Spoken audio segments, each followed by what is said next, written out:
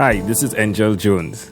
I love great conversations where life's journey is communicated not only through words, but tones and emotions. Explosive expressions that allow you to feel what they felt and learned. A fool learns only from his own mistake, while the wise learn from their own and from those others have made. Thanks for being here with us.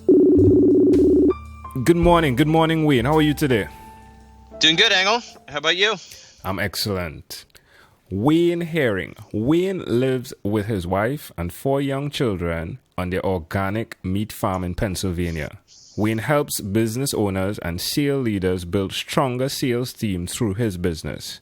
You can always check Wayne out at strongersalespeople.com. Wayne, what talent do you have that you believe is responsible for you being on this podcast today? Sure, and good to be with you, Engel. I know we don't have a lot of time, so I'll try to keep the words short, snappy, and to the point. I'm here with you because I love to connect with people, and I like getting advice and information from smarter people than me, and you and I are both in the same group, and it's good to be here with you. Who did you learn this skill or ability from, Wayne? I learned the connecting with smarter people than me from other entrepreneurs in my family, my father, my uncle, and even my grandfather. Why would you continue repeating this habit? It's worked pretty well so far, and I believe that when you run with a crowd who is just a little bit ahead of you, it forces you to keep up and get better and stronger yourself. So I'm going to keep doing it, and it's worked. Do you run other than run with the crowd? Well, sometimes it's both, but I like anything that is in the woods, on dirt, over rocks, sometimes during the day, sometimes at night. So normally 10Ks, 15K is the normal trail run distance that I do. I'm a short guy with short legs, Engel. I can't keep up with the guys with the long legs out on the pavement, on the flat stretches. Yeah. But put me up and down hills with twists and turns and trees where it has more to do with just being fearless and stupid, and I actually have a chance of keeping up with people. Excellent. Bring it. What is one thing you've done consistently over the past 3 years? The thing I've done consistently is have quiet time in the morning. I get up early most days, way before anybody else in my family, and in the summertime I sit on the porch and I read. Usually I'm reading a business book, and then I also do a daily reflection, a Christian spiritual book, and write out jot down a few important things I'm going to work on that day. How does this make you feel, or what is the feeling that goes with this? I know what I feel like when I don't do it. When I don't do it, I'm without a rudder. My day is without guidance, and it's not. It doesn't set me up for productivity and good feelings. So I'll go with what it's like when I don't do it. Yeah, I actually love that, though. That really speaks out a lot. Identifying the things that do not work are so much easier than the ones that do work, and then you could use it as a thermometer, if you would. I love that. Yeah, that's right. Yeah, good. Me too. There's a handful of things in my life in the past that I know, for example, that I don't want to go back to that feeling, that circumstance, those results.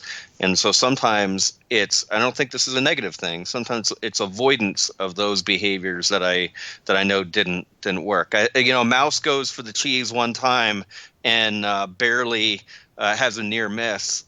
He probably doesn't want to go back again, right? Yeah, snap.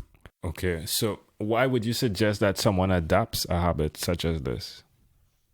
Well, so now I'll talk about the positive. When we start our day off with reflection of what we're going to do during the day, we have a game plan, we have a map, we have a destination for where we're trying to get to. Sometimes life throws us curveballs and we get diverted, but you generally don't take a road trip. Sometimes it's good to take a road trip and just wander aimlessly too. But if you really want to get to California, you probably ought to start with a GPS device or a map of California or some idea where you're going. And that's what the morning discipline will do for you. What is your earliest childhood memory? Earliest childhood memory all involve my grandfather. That's That's what I know. There's three things: catching a fish, going to the coal mine with him, and being on a tractor with him on the farm. How old do you think you were? 3 or 4.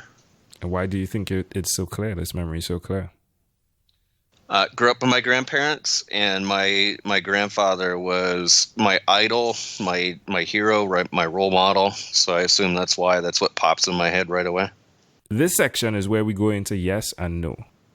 Mm-hmm. I'd like to know, have you chosen someone to teach your skills or talents to? Yes. Are you married? Yes. Do you have children? Yes. Do you believe in God? I do. Your favorite song when you were 12 years old? A Boy Named Sue. Sweet. Do you have an inner circle of friends? Yes. Do you watch TV for more than 3 hours a day, part A, and 3 hours a week, part B? Part A, I do not. But when I read your question, I thought maybe I wanted to start doing that. And B, no, I don't watch. I don't watch any. I don't watch any TV. Okay. We don't even have an outside feed in our house. So, my friend, in closing, is there anything you would like to share with our listening audience? I like your 12-minute podcast. Somebody told me we should always try to be brief, be bright, and be gone. It's good advice. Thank you very much for being on this podcast today. Sure. Great to be with you, This Angle. segment has been brought to you by Amazel Enterprise.